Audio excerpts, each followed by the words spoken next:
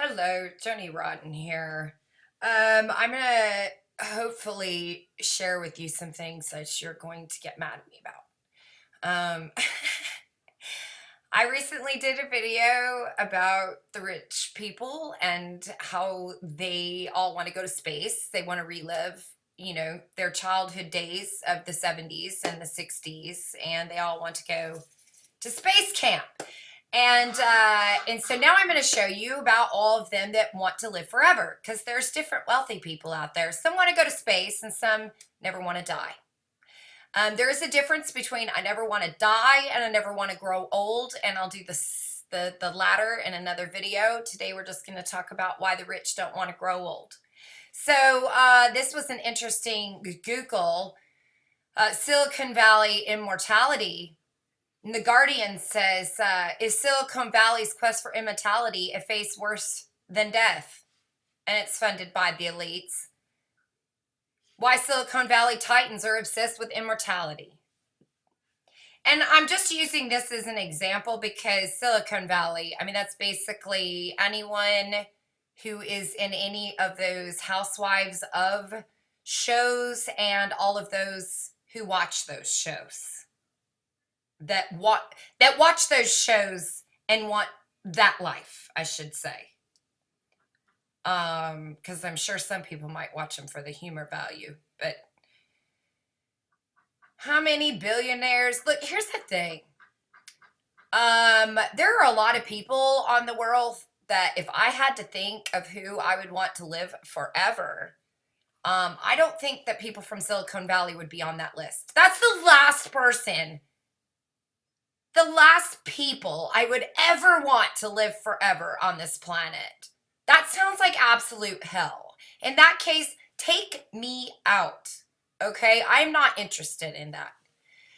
But really what this comes down to is money.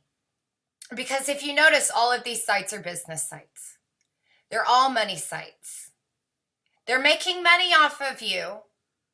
Those who are paying for their penises and cryologically frozen and this, that, and the other. The ones who are in the top, but they're not in the top of the top because the top 1% is also broke down into a lot of others. And there's a very teeny tiny percent that's at the top. And this is these Silicon Valley quests. There's only one guy up there at the top. And everybody else is funding it. I mean, I'm metaphorically speaking right now. The average person isn't going to have immortality. Okay? But the Silicon Valley and the Barbie dolls will pay for all of these studies and donate because they hope that they have a ticket on that magic train that leads to forever life. The afterlife. The idea that there is life after death.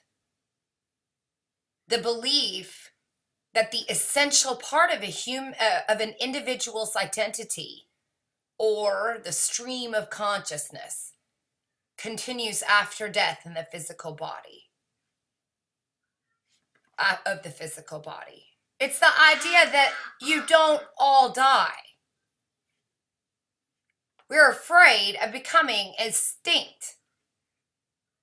We don't want to die. We want to live forever. That's the first fear we conquer. And we conquer that when we're kids, when we're babies, actually. Little babies. Here's the one I want you to look at. The ego death. Yes, ma'am. You can give me just 1 second. The ego... Yes, just 1 second. The ego death is when we are no longer, we have no worth, right? We all need to feel lovable, worthy of love, and value to the world. Order. In order to have healthy relationships with others and with ourselves. Shame can be excruciating feeling. Nobody wants to be shamed. And just like a child, when the teacher said who threw that, if the bully has a chance to speak up first and said he did, it's because he doesn't want to be shamed. And if the rest of the class is so afraid of him, they'll keep their mouth shut and won't actually tell the truth. Meanwhile, the truth teller is saying, I did not. That's an ego death. Well, the kid that didn't throw it doesn't want to be shamed either. That's why he speaks up and said it wasn't me. But only the first person gets the credit, unless, and here's why I want you to keep watching my channel, unless the teacher already knows the behaviors of that child. And then when he says he did, she'll look at him and say, I know it was you. She will lift him out of that chair and march him to the principal's office, which is what we all need to do with these elites. They are afraid of an ego death. They do not want to be shamed. That is exactly why Kobe Bryant said he wanted to die young. He wanted to die on top. He didn't want to have an ego death. He wanted to be remembered, not for murdering his wife, OJ style. I'm sorry, murdering his, cheating on his wife, OJ style. Do you see what I'm saying? Same story. OJ should have offed himself out of the Matrix long before he got in trouble. He thought he could get away with it, which he did. Didn't it work out for him? He never really had to be shamed. He was shamed, but since it wasn't I have visual pictures of you stabbing her, he could live through that shame. He didn't have a full ego death. Well, Kobe didn't even want to reach that, right? He got to his top. He probably knew he was going to cheat on the next person. He probably was wanting to touch little baby girls or something. It'll probably come out later, But at his time, he's a king. 8 weird things. One of the weird things that they say on this business website is to spend time on a mountain. It made me think of this folklore, which is another thing that human beings are big on, telling stories, explaining things metaphorically, just like our Bible does. I found this interesting because when I saw that they like to sit on top of mountaintops, it made me think of all the different types of stories that we have that include mountaintops. And throughout our history, it also made me think about this, my theory yet again, that in ancient times we were toddlers. The same amount of time, the same percentage of time that a human being's behavior is toddler, our species' behavior was toddler. They were building things with blocks. They were constructing things with blocks. That's what toddlers do. They stack things. Right? Then preschoolers, which is the next stage, which is where a lot of this stuff comes from, right? Our newer stories, our mountaintops. That's a preschool behavior because a preschooler is not really, going to keep playing, Tower of Babel with Jenga blocks. No, a preschooler is going to want to climb the Tower of Babel. So what are they going to do? They're going to slap on their shoes. They're going to climb mountains. They're going to start climbing up to the toppest mud mound. I'm sure they don't get to do that as much now, but when I was a kid, anytime they were doing any construction, every kid in the neighborhood was on top of those mounds of dirt.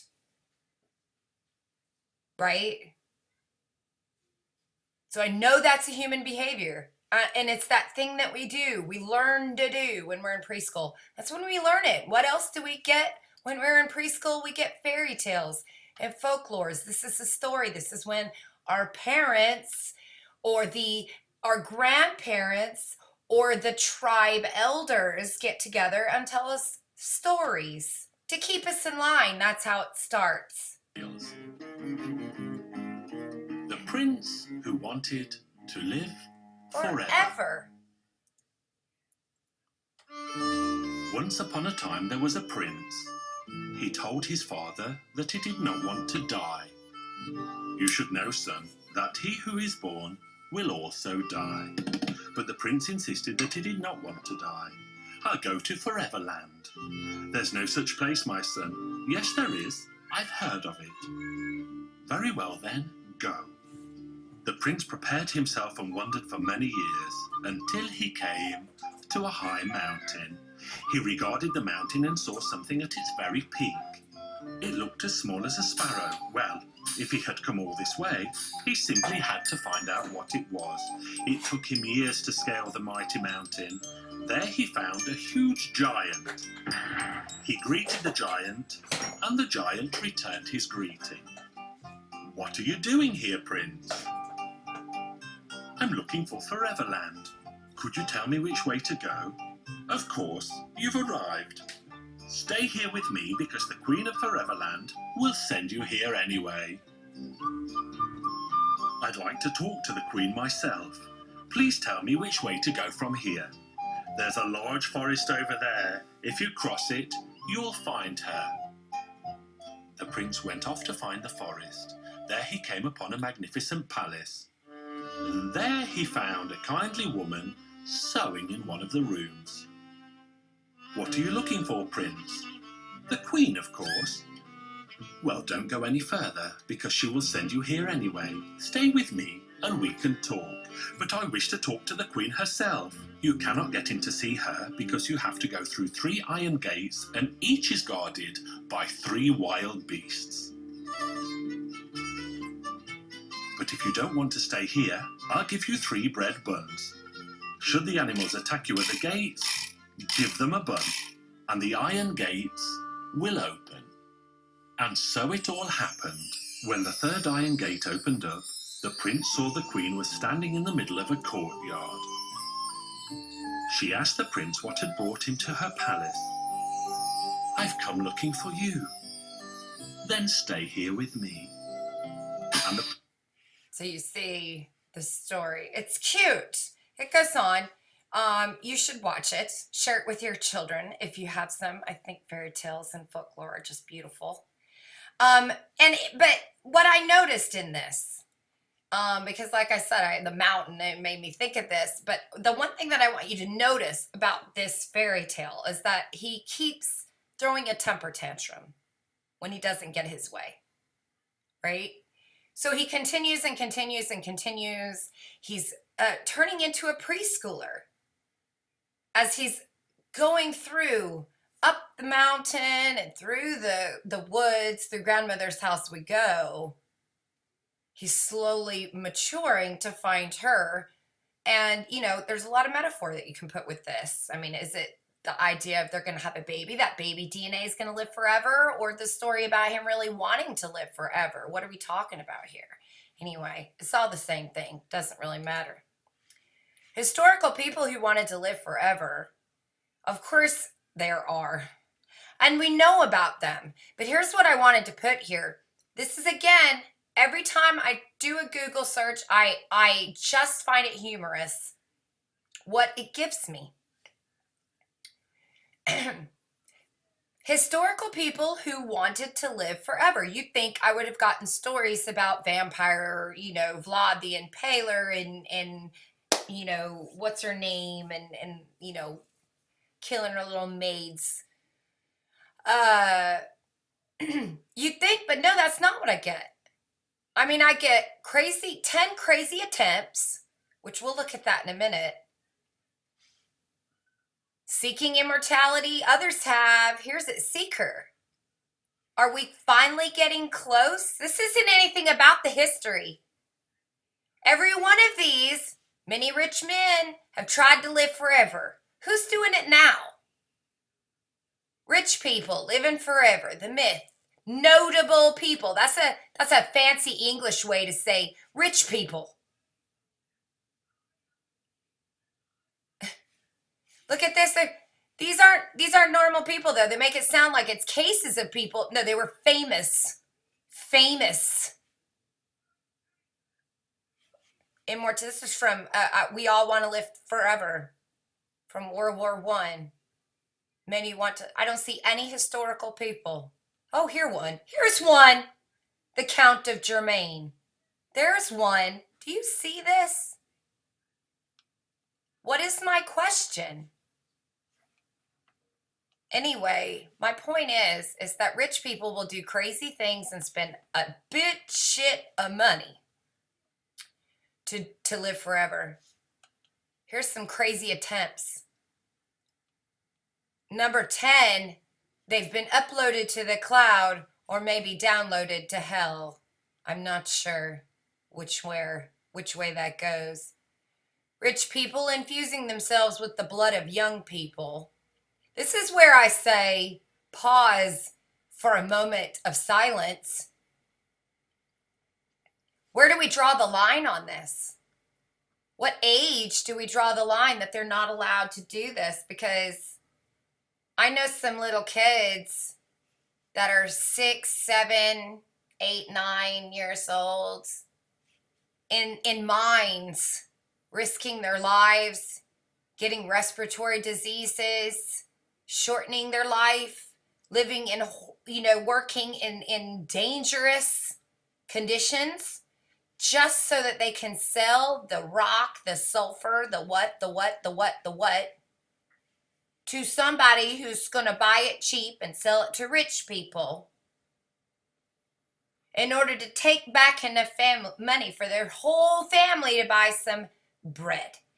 So if I know that goes on for a diamond that a rich person puts on their finger and then they all compare with rulers who has the bigger one, then I know that those same little kids would be more than willing to give up a pint of blood that they're gonna get again even for a few pennies. And that's only if it's done legally. Because, or immorally legally. In other words, I'm asking them and they want to, right? They gave consent. Well, they're starving to death. That's why they gave consent. That's not true consent. That's called coercion. And it is against the law. And the rich are coercioning you. When do we draw the line? All right, let's move up. Is it 21 when they can drink? 18 when they can vote and go to war? Is it 16 when they can drive? Is it 11 when they can get married? Is it a fetus in utero before they can even be asked? What's the line we draw? Well, Bathory. There she is. Then we're drinking menstrual blood? Who came up with that idea? I know, a kid. I wonder what this bug will taste like, how to eat fried worms. Curiosity killed the cat. One person got curious, did it. It did something. I don't know, they fooled them or what. They're just happy. They came up with something. It's the same behavior I had neighbors in the neighborhood playing. We're cutting up jellyfish. We're taking their life left and right because guess what? They can regenerate. Fuck the jellyfish. I want to live forever. I think the jellyfish just wants to fucking live without being hacked up. It doesn't give a shit about the fact that it can live forever. Just wants to live. This guy, he wanted to live forever. This guy was drinking mercury, among a lot of other cocktails of things. You know what mercury does to people? Do you know what poisons do to people? They make them crazy. You call us psychopaths just because the psychopaths want to kill, harm, or maim another person. I've never wanted to do that. Never once. Have I? Of course I have. I've done it. Even Jesus said, everyone sins, everyone falls short. But I've never intentionally done it. But these people do, and they call us the crazies. A psychopath, a sociopath is someone who does not care, cares more about their own selves, their own shame, their own ego death than they do your actual physical death. That makes them sickos. And that's what this is. That's what these drugs do to people. It harms them.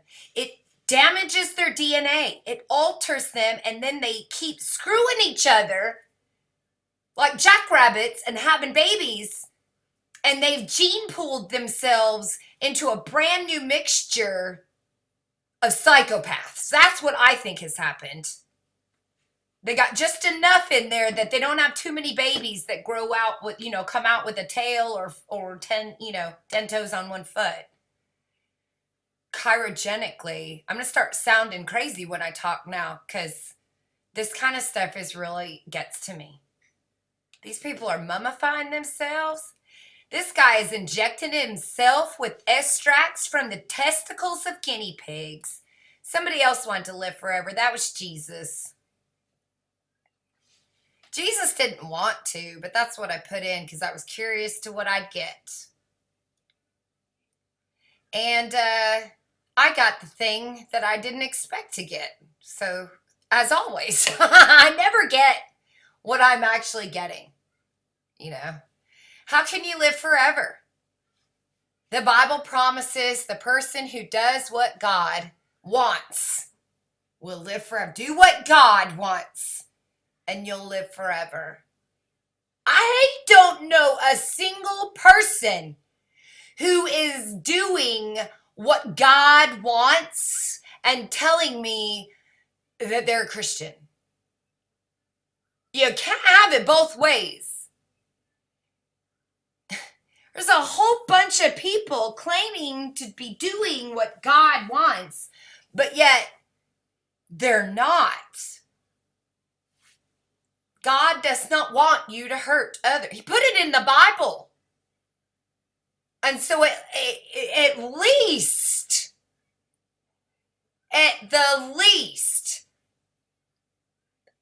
80% of people who can read on the planet know what the Bible is and know it a lot more and understand it a lot more than they do, say, the book of Satan.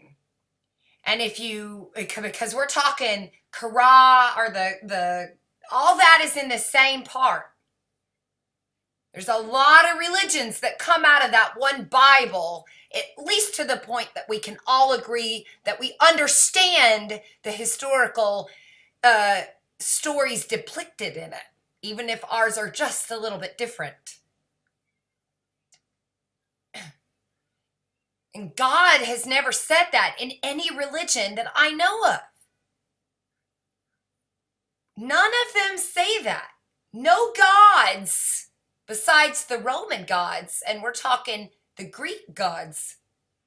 Those gods, the Norse gods, I don't know, there's lots of them. But there's always been a difference between gods who were zapping people with lightning bolts and gods who were helping mankind or bringing down, food for you to, suddenly new seeds are sprouting up and now it's become a God thing. God sent us these seeds because we were babies at that time and we didn't know. When a cup of milk came to us, a bottle, when a giant boob came in our face, when we are babies, we did not know where that giant boob was coming from, how the milk got there, how we knew to suck on it. All we knew is that it appeared and the God that gave it to us was Mama. I look up in my mobile and I see this in my crib and I see the stars in my mobile.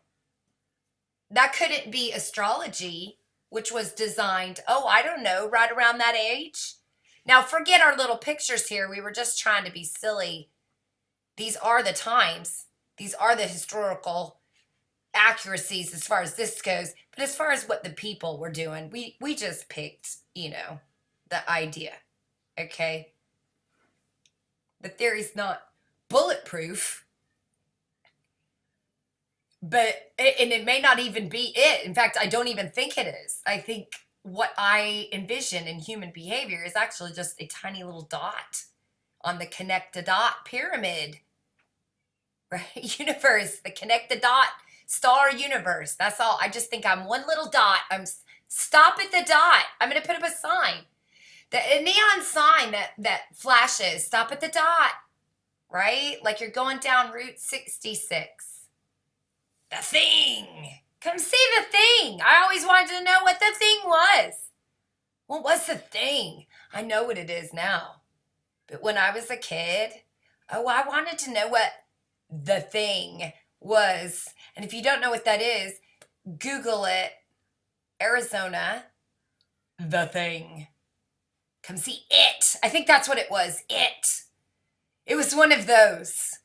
Anyway, as a kid, when we would drive to Texas or to New Mexico, we'd pass that. And I'd always be like, Dad, stop. I want to see what it is. I want to see it.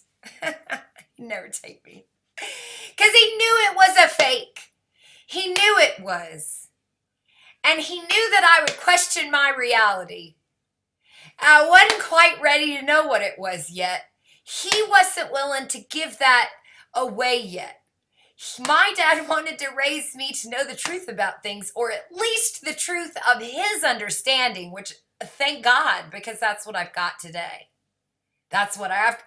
And my dad will even say, you passed me, because what I believe is a little bit, I don't do the Bible thing anymore. He stayed on religion, and I walked, I don't even know if I'd say I walked away. I took a step up off that rung of the ladder for a minute, or maybe a step down. I just needed to look at it from a different angle, which is what I'm bringing you. It's about, the Bible is talking to us about our behaviors. I'm sorry I rambled. Living forever is something we all want to do. So when you look at a chessboard,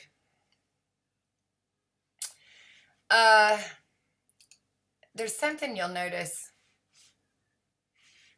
on the chessboard. Is it here? No, close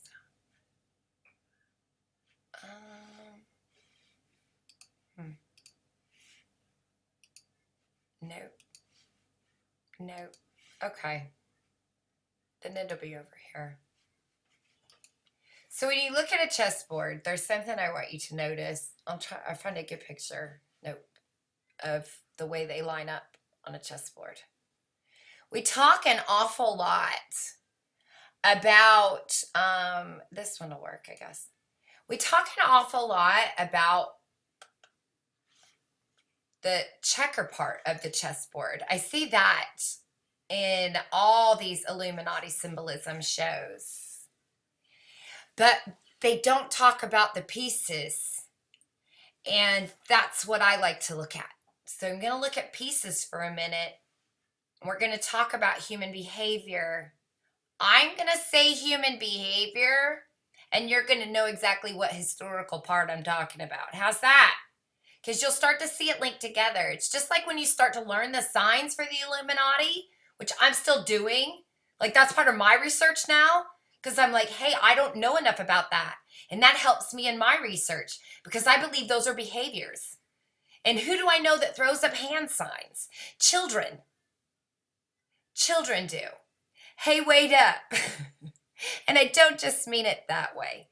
I mean that seen communication that takes place when we're in classrooms, that passing of the notes, that mumbling under the breath, all of these behaviors that we do, that is an instinctual thing that we do. And I know it's instinctual because we've done it since we were kids. I see that on these layers. So the king is number one. He sits here, right? And then it's the queen. And everyone protects the king because he's the one that's the ruler of the kingdom. And without him, all of these people's lives are threatened. So they want to protect the king. Let me put it to you in a fairy tale story or in a movie story, more or less. Think of a story or movie you've heard where the king is killed, and then the conqueror king comes and either murders his wife and children or takes them as his own, or sells them as slaves, right? And then they murder all of the priests because he needs control of the money. And let's be real, the priests, which are the bishops, which are the oracles, the this, that, and the other, right? They need that to survive. And then comes the army, because they have to be on the front line. The first person who is going to face an army attacking the king are the paupers, the pawns, the farmers, the settlers, the shop owners, the sellers outside of the rook walls. They first get the brunt, because it's the king needs to know when his enemy is coming, and he doesn't rely on his walls. He gets word from somebody that is out there. They're murdering our farmers, who's going to be the first ones to get it. And if somebody can get back in time to let the king know, then that sets up the knights to go out. But the enemy, the psychopaths, the elites, the narcissists, they want to get to you as quick as possible. So they are going to take out and move as quick as possible. And so all of the paupers line up. The more people you have in between, the better chance the king.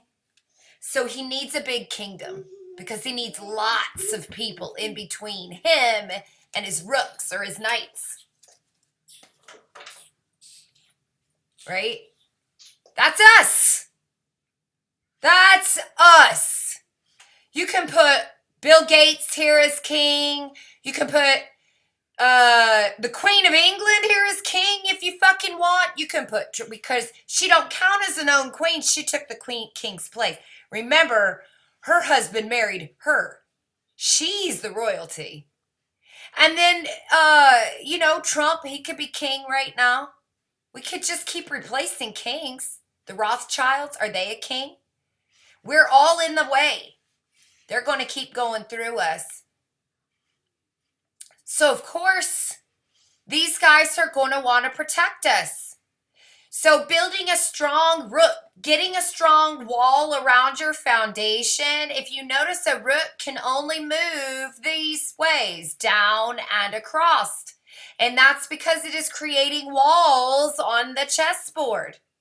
In other words, if it can knock you out, that is because it can build a wall straight to you, and now has created a wall that any piece you put in that area will be knocked out by my wall. That's a rook behavior.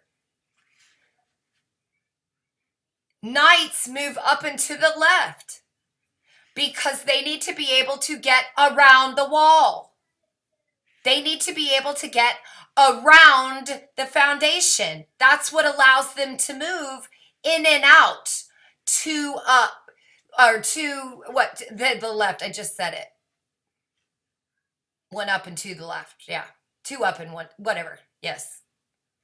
But you get what I'm trying to say. The move is there because it allows him to weave in and out of the chessboard. He's weaving.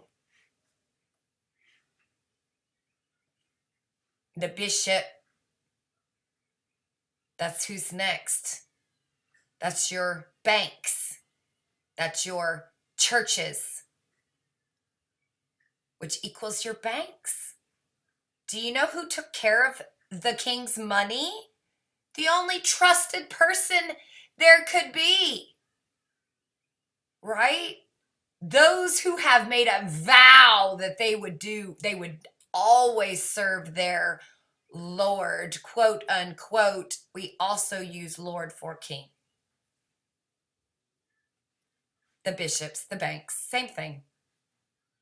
Our military, our borders. This is all us. Okay? You're this. I'll move on. All right, here we go. This will be a long one, but you know what? Whatever. All right, so we talked about Jesus. Christian views on suicide. Maybe I'll cut and paste some parts out. Okay. It's interesting that the Christians decided to make suicide an act of blasphemy. Have you ever thought about it? Well, now you will. In the 5th century, St. Augustine wrote a book, The City of God. In it, making Christianity's first overall condemnation of suicide. Not the Bible like you might think. Nope. St. Augustine did it. Why would he want to do such a thing? Why would he want to make Christians believe that if they killed themselves, they would be damned to hell? I'll tell you why. Because they needed them as slaves. Life was so fucking shitty back then. Look what was going on. People dying in war. Can you read this? These are the dates. People dying in war, which back then wars equaled famine because they starved their enemies, rape, pillage, murder because they did that to their enemies. And as I just explained to you, that happened through the chessboard pieces. See, the pawns were taken out. The pawns are the ones who are getting hit hardest with the outbreaks and all of that stuff. But yet, those are the people we need, the farmers, the ones that live on the outland. Right? This is another point just to make. This is where guns kind of come in. Because now our farmers, when we came to the new country, when we started becoming civilized, the idea of a colony, a president, because this is the time that we're coming into this new identity, right? The 1700s. Now we think it is a good idea to give guns, to give a little bit of protection to our outliners, right? To our farmers. And that's part of that amendment shit that half America seems to be having problems with. Our government wanted us originally to have weapons to protect our government. The problem is that at some point that switched, and now our government wants to take our guns because, again, they want to protect themselves. And they know that we know why they do this. Why did Christianity change its view on suicide? Because in 1533, they were denied a Christian burial because they kept wanting to fucking kill themselves. and get out of this shithole that the rich and the kings and their knights and their famines and their colds and their bullshit was afflicting on them. And so somebody said, not.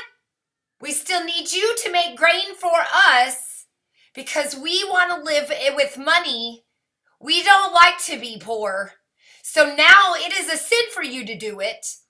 And that's how we've got our ideas about suicide today and why it is an horrible alternative to life because you're going to go to hell. Am I saying you should commit suicide? Absolutely not. Because if I have to be stuck in this shithole, so do you. Because we need to band together. We need to say, I don't want to commit suicide. I really just want to live on a planet where everybody acts decent. I'm not even asking for perfection. I'll take 70-30. But I'm tired of 50-50. I want a little bit more. I'd really like 80-20. Can we be nice 80% of the time? And then, oops, sometimes we step on a bug every now and then and we didn't mean to. That's what falls in that other 20%. The accidental oopses where your mouth just says something and you've insulted someone or whatever it's a misunderstanding. And then we go, oh, that's one of those 20% of misunderstandings. Our ticker it. Our count for the year, we went 800 days without an accident. That's what we did. We needed them to fight these wars for us.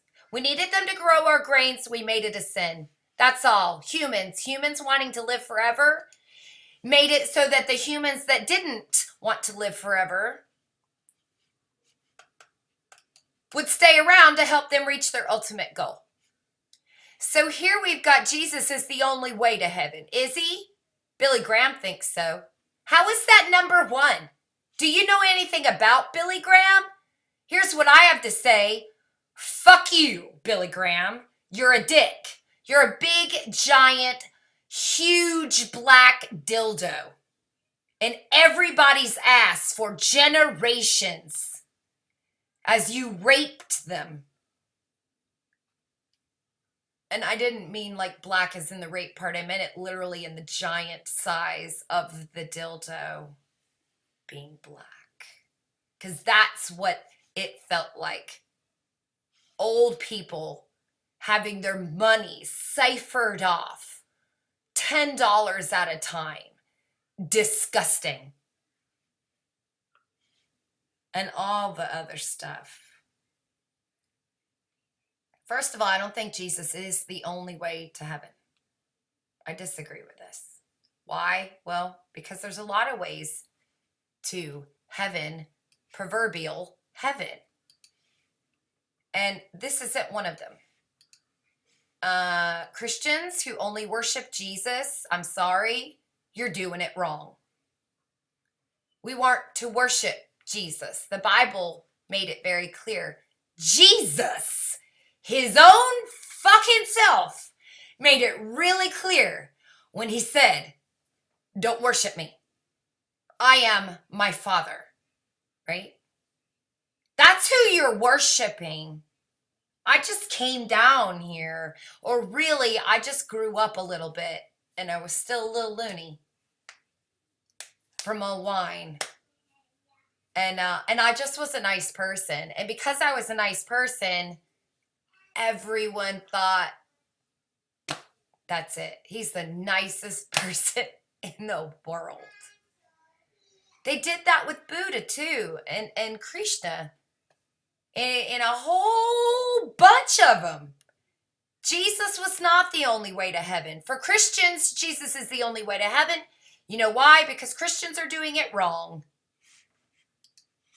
That's their only way to heaven. My God told me, whatever is the big powers that be that talk to me, which I really just think is my own self, my own consciousness, my rational thinking mind, which is what I was taught God was growing up. The voice that makes sense is God. That one told me right after I lost my fucking mind, don't ever worship anything again. Nothing. Not a thing. Not this book, not my son, not me, not anything. No celebrities, no money. Stop that shit. You're giving your soul away every second you do these things. And that's really what, I mean, it's just one of those things that gets you in a different state of mind of thinking. Pharaohs wanted to live forever. Of course they did. It goes all the way back. Right? But they didn't have the technology to upload to the internet yet, or did they? Or did they? How do we know? We don't really know, do we? Could that be the information we've lost? Could that have been another connection that generation before us had with the planet, the God, the solar system, that when we matured out of that stage, we lost? Absolutely. We lost. That's one more connection, because when you start to grow up, you start to disconnect from your parent. You become individual, which is what we are doing right now. And then you start adolescent stage, where you start playing around with sex, which is what we seem to be heading into, since the things that we're interested in right now are sex play. Perversion. Don't tell my mommy under the sheets with my sex doll. I can keep going. So I thought of this movie with Justin Timberlake, In Time. It was from 2011. And I'll play this little scene here. I think it's queued up right. Not much better.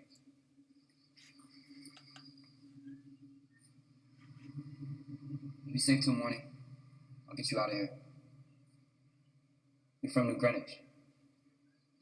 Doesn't show.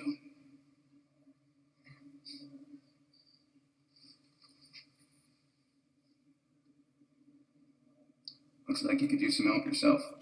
No thanks. How old are you? In real time? 28. I'm 105. Good for you. You won't see 106 you have too many more nights like tonight. You were right. But the day comes when you've had enough. Your mind can be spent even if your body's not. We want to die. We need to. That's your problem? You've been alive too long. Never known anyone who's died.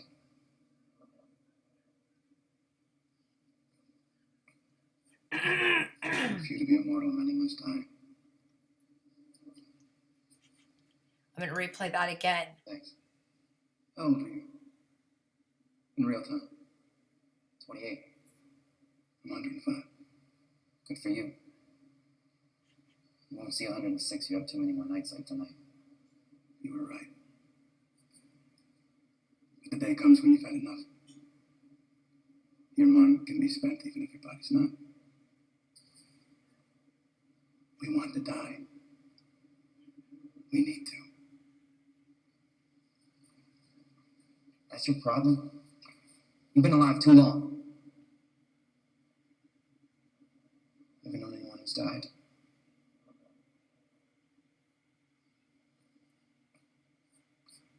For a few to be immortal, many must die. For a few to be immortal, many must die. For a few to be immortal, many must die. For the few to be immortal, many must die. He gives him all his time. He didn't even want to live forever. Then I got Highlander. Who remembers Highlander? You cannot die, MacLeod. Nope. I hate you. Good. That is a perfect way to stop. Can't die. I've heard hell be described that way. That hell would be a place you can't die. We could be in hell right now. We don't even know it.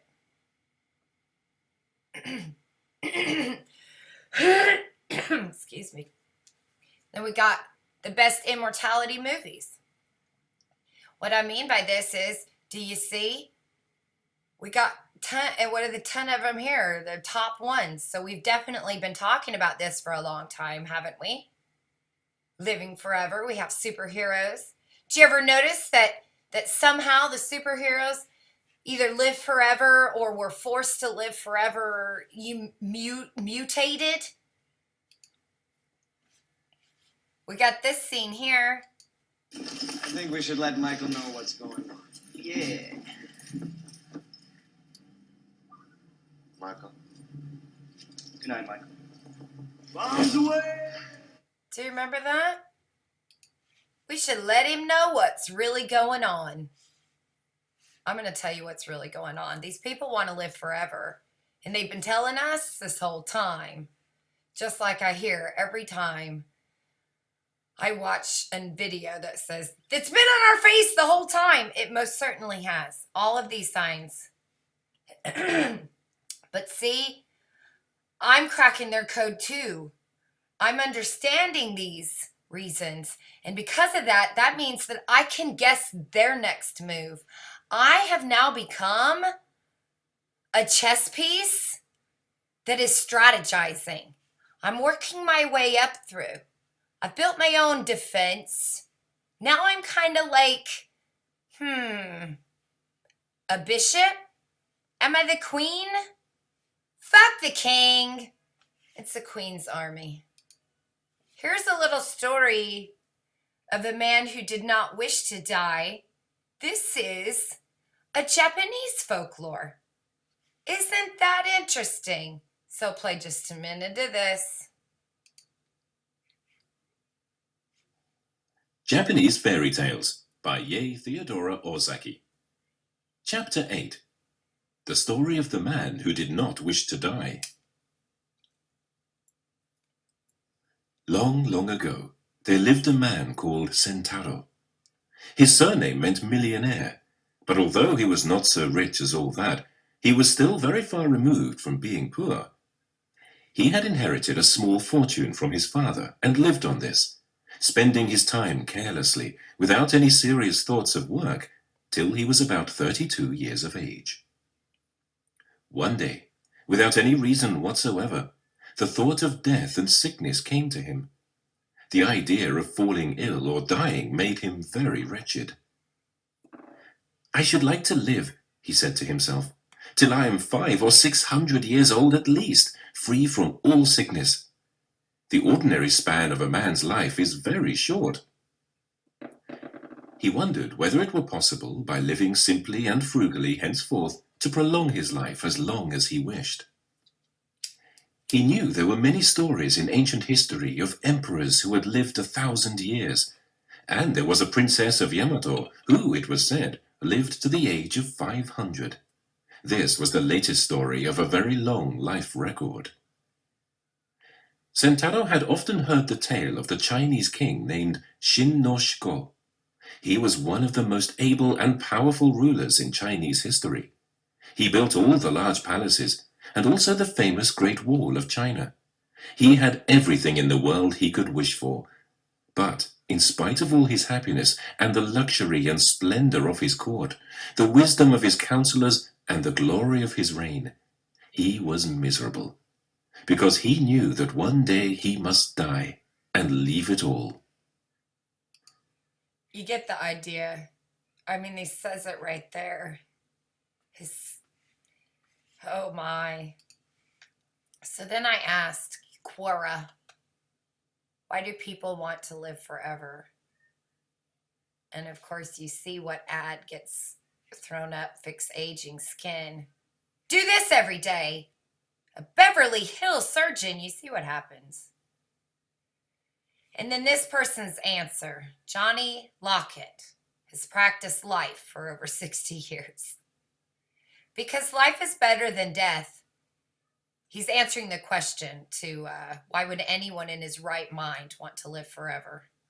And his answer says this: because life is better than death, and only someone in their right mind understands why. Let's look at this honestly and rationally. Doing so requires that we set wild assumptions as being logical necessities to the proposition of living forever, while also allowing the next person to include conditions in their endless life scenario that makes it worth to them. The problem I see whenever this question comes up, and it comes up a lot on Quora, is that those who assume living forever would be so terrible always assume the conditions that would make it terrible. It's in the car still. I'll get it in a minute. Let me finish this. The problem I see when this question comes up. Okay. Comfy cushion. Right. That's a comfy cushion. A comfy cushion. Yes, that's what you said. That's why you wanted to leave it. All right, go away now. Okay. The problem I see whenever this question comes up is that those who assume living forever would be so terrible always assume the conditions that would make it terrible. So in other words, someone that is rich wanting, anyway, I'll shut up. I'm just going to keep reading. I think you know. For example, they almost always assume the body will continue to decay forever. Well, who would want to live forever if that's part of the deal, like in zombies? The next thing they always seem to assume is that eternal life comes to them only and not to those they love. But why? I mean, why do they assume that whatever can make them immortal would only single them out for this privilege or this doom? Again, if we were made immortal and had to go through eternity always losing those who we loved, our losing everyone I'd wind up alone forever. Then I wouldn't want that either. Well, that sounds exactly like vampires and why we created that idea. Because like we pretend to imagine an alternate universe because of the decision we make, it's the same thing here. Another way we could have gone in our behavior is that, yeah, we could live forever, but people would die around us. And we wanted to warn people that, hey, this is going to feel like hell and you're going to be looked at like a demon because the only way you're going to be able to survive there is by taking a blood sacrifice. And at that time, nobody wanted to be seen as a demon. Nobody wanted to be seen as somebody who would murder another person. It became our fantasy, our fairy tale. The idea of this would be horrible.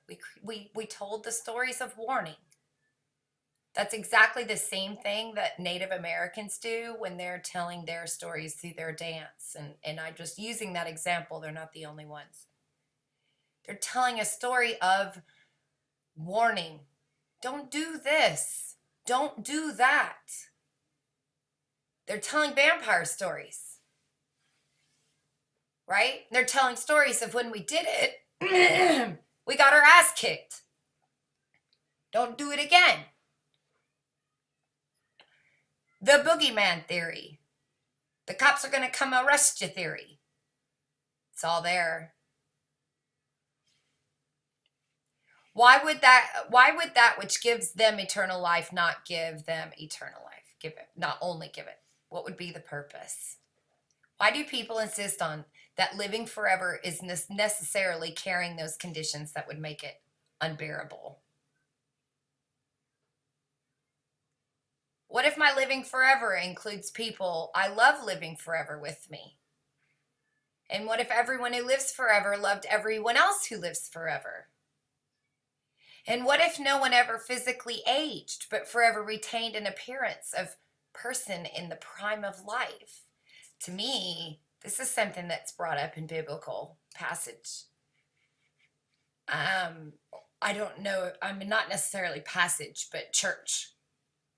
We don't physically age in heaven. And that to me is, it doesn't say that in the Bible that I'm aware of.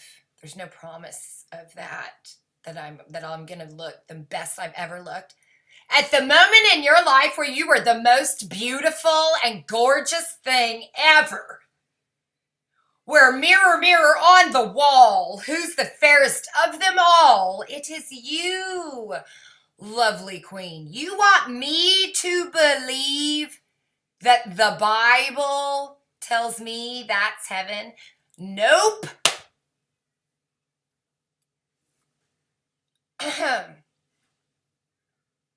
What if, along with eternal life, they also given a brand new perfect universe, as well as the ability to transverse the entire universe at will at the speed of light? Oh, you mean like preschool kids or elementary school kids?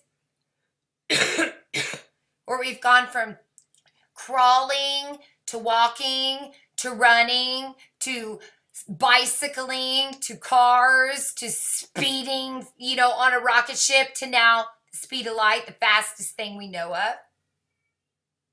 That sounds like behaviors of a child. Suppose every bit of selfishness, envy, and hatred was removed from all these billions of eternal lights, and the eternal future was filled with endless pleasures. Well, selfishness, envy, and hatred isn't going anywhere right now because, again, I've not heard as much racist bullshit come out of people's mouths in my entire almost 50 years on this planet than I have in the last decade. And I grew up just at that time. My mother grew up in that time. And she'll agree with me. We've had this conversation, her and I. She went to a segregated school. And she said, I've not heard it discussed as much now, or then, as it is now. What does that say about what we're doing?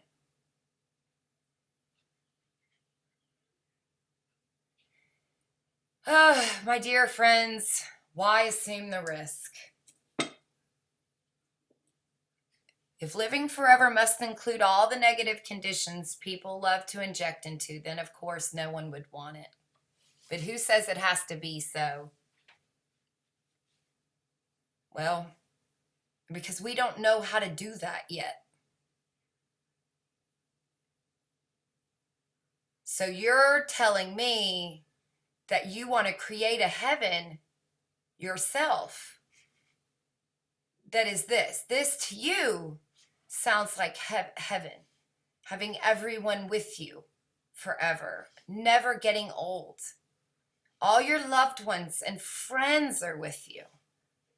You're given a brand new perfect universe where you can just zip around it.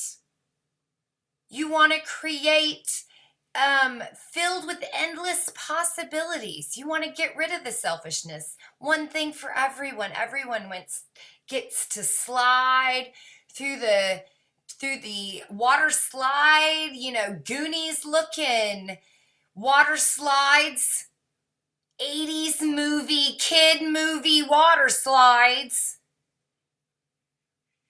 into no hatred. And everyone is the same. You don't even know how to do that yet. You're still harking on each other about what fucking color you are already. Nobody gives a shit. If they do give a shit, get the fuck away from them. If any person in your life says, you know what, I color, walk the hell away. Just walk away. Get out of them. Get away from them because they're dumbasses. Why that is even something that is on people's lips is something that we should be worried about right now.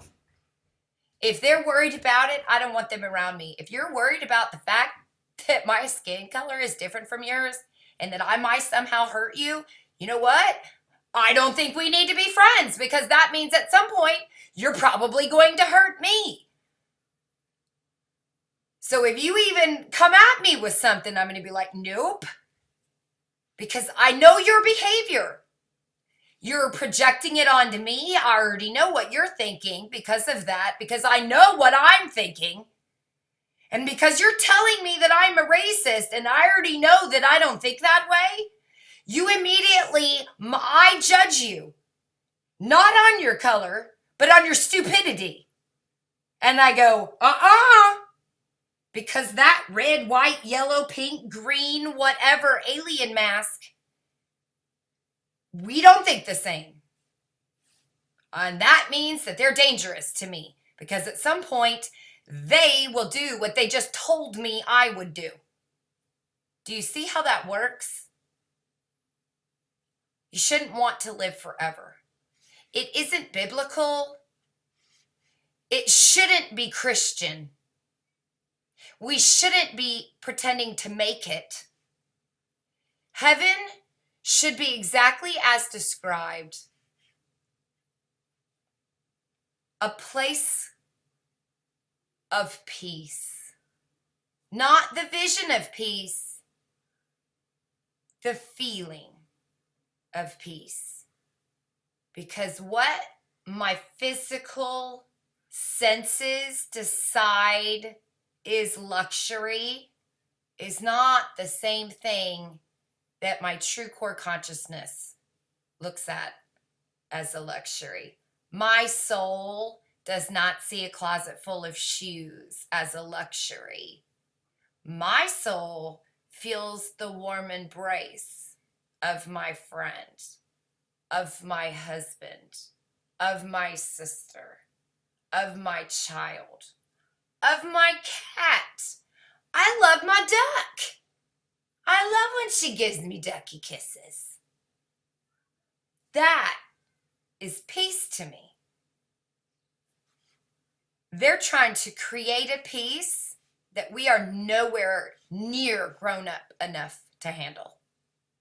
We still have several stages to go because it isn't until you reach this old age that all of that disappears. How do I know this? I'll give you an example and then I'll shut up. This is probably like 5 hours long already.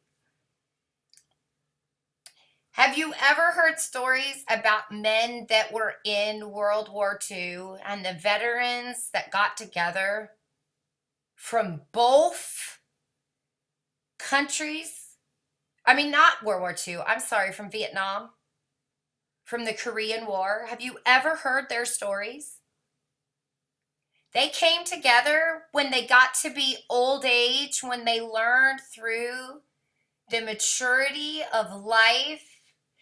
They realized that that man's race wasn't important anymore. What was is that him and I were fighting each other, but in reality, we were on the same fucking team. We were both just this. We were knights, fighting for a king who didn't give a fuck about us.